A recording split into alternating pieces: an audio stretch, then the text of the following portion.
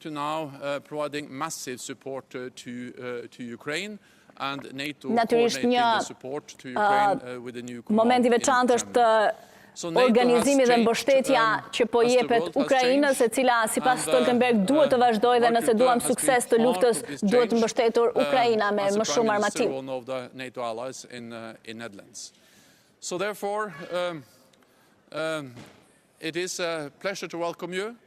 Është kënaqësi të mirëpres. And from one Secretary General to another, welcome to NATO. Nga njëri sekretari i përgjithshëm tek tjetri, mirë se erdhe në NATO. Thank you very much, and it's great to be here. I cannot wait to get to work. Mezi pres të vazhdoj punën, është kënaqësi që jam këtu, thot Mark, faleminderit shumë për misinë gjatë gjithë këtyre viteve. In Lisbon in 2010 at the NATO summit, we were both prime ministers then, and we continued to work on security issues ever since.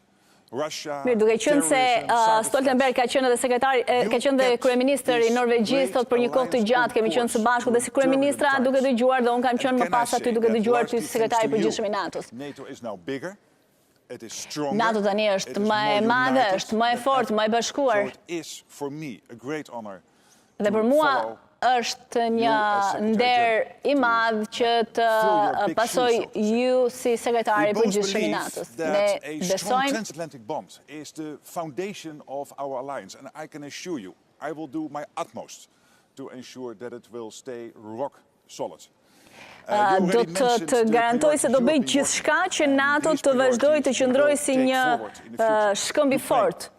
We have to make sure that Ukraine prevails as a sovereign, independent, democratic nation.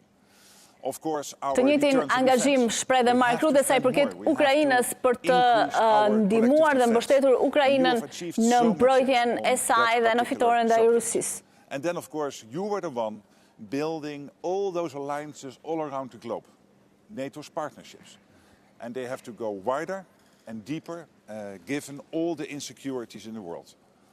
But one thing will not change, Jens, and that is NATO's core mission. And that is to make sure that we defend our people, our nations, and of course our values. Ndërkohë që Mark Rutte thotë se do të zgjerojë aleancat, partneritetin me vendet e tjera për ta bërë botën më të sigurt, thotë një gjë nuk do të ndryshojë, Jens, ajo do të jetë mbrojtja e popujve dhe vendeve tona. It was really friendship and very important. Thank you so much.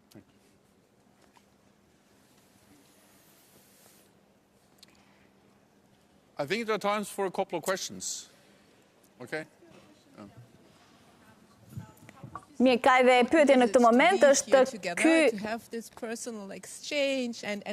momenti kur tashmë Jens Stoltenberg do t'i dorëzojë detyrën e sekretarit të përgjithshëm ish kryeministrit të Hollandës Mark Rutte. I appreciate this very much because this is for me a way to say goodbye, but also to welcome Mark Rutte, and I hope that Mark also appreciates the fact that we are together. Also demonstrating something which is important in every democratic nation and in every democratic institution, the kind of peaceful, friendly handover of power. And that's exactly what we're doing now. Yeah. And showing the friendship and the fact that the teams have been working basically since early July together to make sure that in those 3 months the handover would be perfect. And it is. So, yes, for me this is also very important. Mirë, po pyetja ka qenë se si është bashkëpunimi dhe ndarja e detyrave dhe sa rëndësishme është kjo, fakti që ata kanë pasur një marrëdhënie të mirë me njëri tjetrin, ndërkohë që Mark Rutte ka shkuar më tej duke thënë se që nga qershori,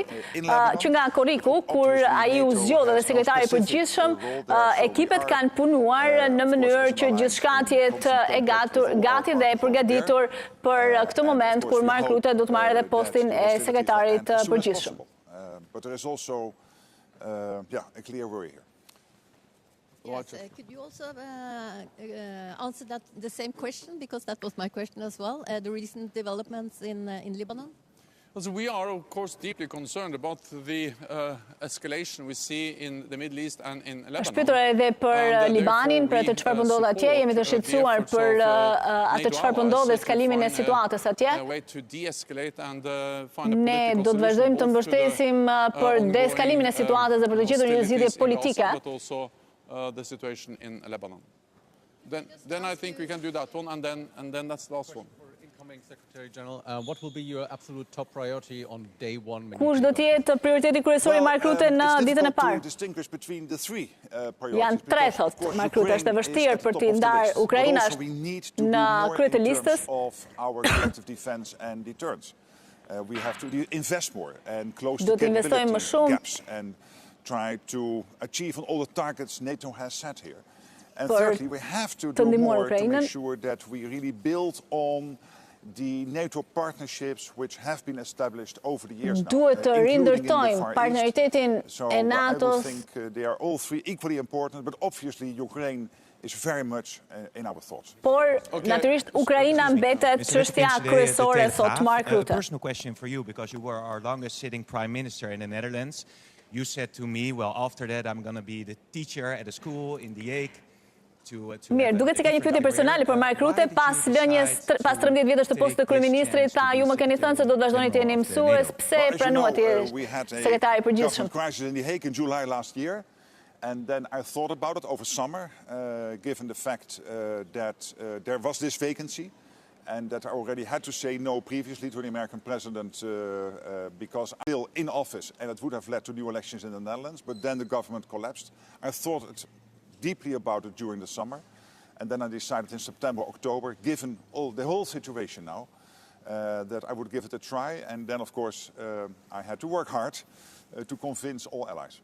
Then one last question to Mirë, politike, and then we... Mark Rutte po thotë se këtë gjë e bëri pas situatës që ndodhi në qeverinë e tij, nuk mund t'i thojë ai Shtetet Bashkuara të Amerikës, thot Mark Rutte, pastaj thot kanë punuar shumë thot për të sjellë të gjithë vendet anëtare të NATO-s në konsensus për emrin e tij, dihet se sekretari i përgjithshëm i NATO-s duhet të gëzojë konsensusin e të gjitha vendeve anëtare përpara se të marrë postin e sekretarit të zgjidhet në postin e sekretarit të përgjithshëm.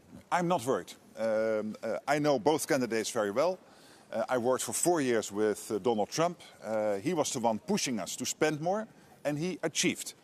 Because indeed, Nuk kam asnjë problem se kush i fiton zgjedhjet në Amerikë, thot unë e njoh shumë mirë thot Donald Trump, ai në fakt na ka shtyrë ne të shpenzojmë më shumë për NATO-n. And he was also pushing us on China. Ai na ka shtyrë ne edhe për të hapur syt përballë Kinës. She's a highly respected leader, so I will be able to Por work edhe with Kamala both. Harris është një lider shumë e mirë thot. And of course, I cannot vote, so we'll see what Mark Rutte. Thank you. Kështu që nuk kam asnjë problem, thot Rutte, se kush do të jetë presidenti i ardhshëm i Shteteve të Bashkuara të Amerikës.